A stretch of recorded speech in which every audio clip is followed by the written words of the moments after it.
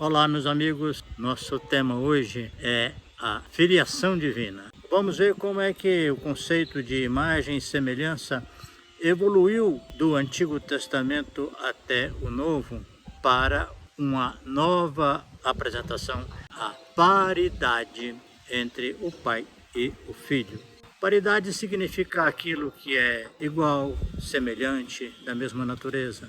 Jesus Cristo deixa isso muito claro no Evangelho, quando ele fala que o Pai nos ama e deu ao Filho tudo o que ele tinha. Ou, em outras palavras, ele diz assim, textualmente, tudo que o Pai tem é meu. A partir daí nós vamos, então, analisar o corpo, a relação de um conjunto, de um todo, com as suas células, e depois vamos fazer uma analogia entre esse sistema e o sistema divino. O corpo, nós sabemos que é um envoltório passageiro do espírito, é onde nós conseguimos perceber mais coisas, enxergar mais detalhes. Esse conjunto está dividido em alguns sistemas. Podemos dizer que o sistema digestivo, o respiratório, o cardiovascular, o nervoso e outros. Os tipos celulares que compõem cada um desses sistemas e do organismo de uma forma global são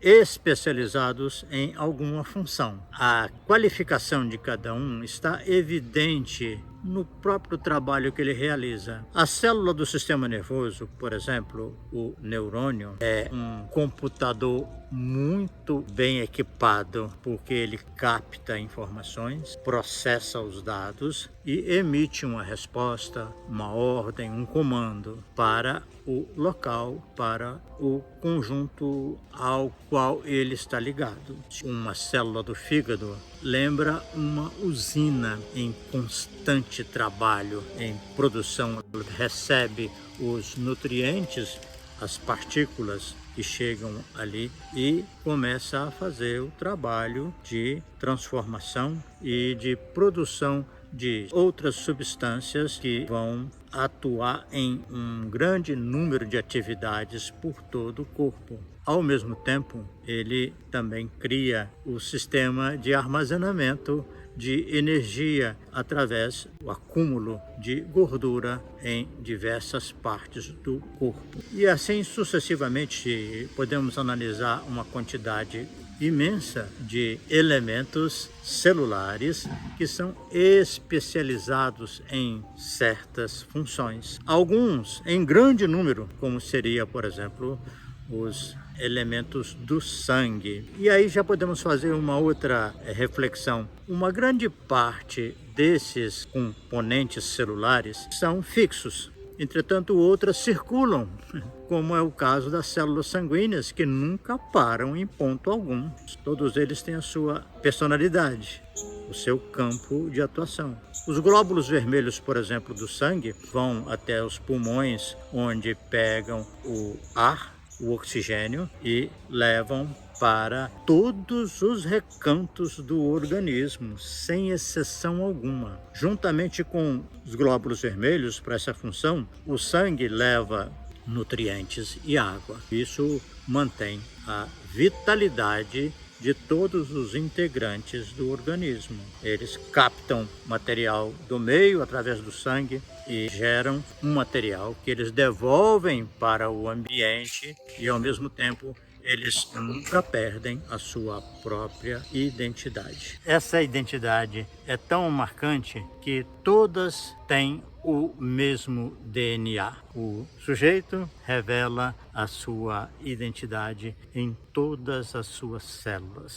Estima-se que nós somos compostos de aproximadamente 30 trilhões de células, com as suas variações, com seus agrupamentos em órgãos, em sistemas e, ao mesmo tempo, formam esse conjunto extraordinário com tantas qualificações que é um organismo humano. Lembrando que o corpo não é mais do que um envoltório, uma vestimenta do espírito, vamos imaginar agora que ele está sem esse envoltório.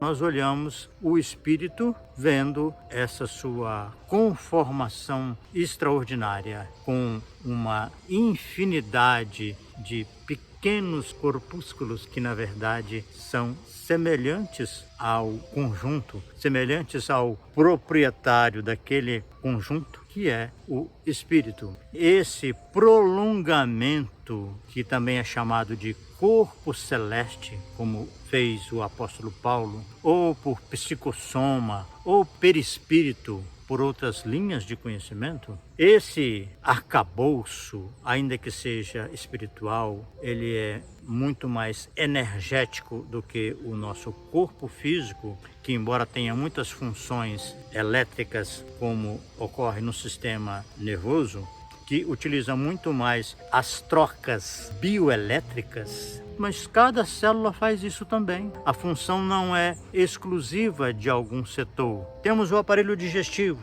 que começa com a boca, passa pela faringe, esôfago, estômago, intestino, etc. Toda célula faz a digestão em si mesma. Ela tem lá as suas organelas, que também realizam a função digestiva, respiratória, nervosa, etc. Cada célula é um indivíduo em si mesmo que realiza todas essas funções, mantém-se viva e contribui para a vitalidade do organismo.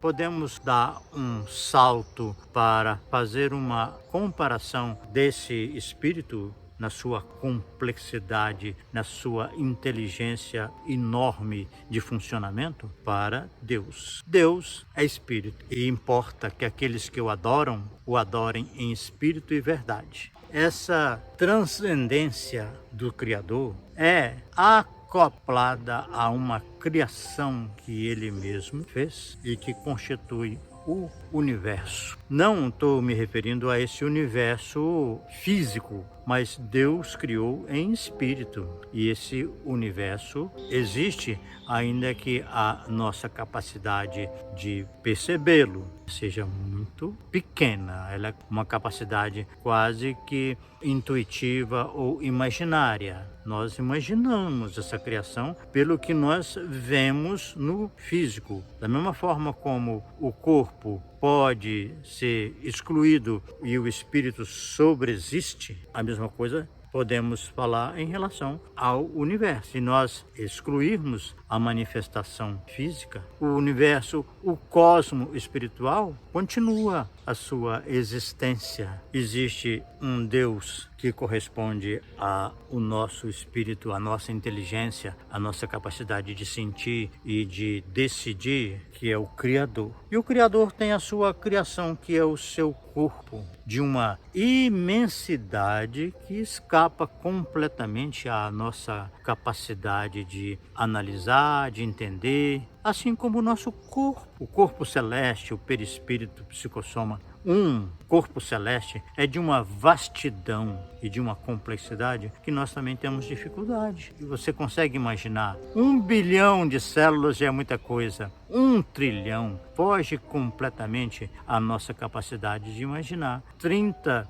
trilhões de células, não apenas na quantidade, mas reunidas num único conjunto que se mantém em dinâmica permanente. Isso é um milagre. Portanto, o que nós temos em nós é uma expressão microscópica do Criador. O Criador é em si mesmo e tem a criação que o reflete num aspecto global, que mostra todo o seu poder, a sua inteligência e a sua harmonia, sua beleza e todos os atributos imagináveis. Entretanto, esse Pai e esse todo, que também é conhecido como Espírito Santo, a criação, pode ser visto no seu pequenino detalhe do seu Filho. O Espírito é essa maravilhosa concentração no pequenino, no microscópico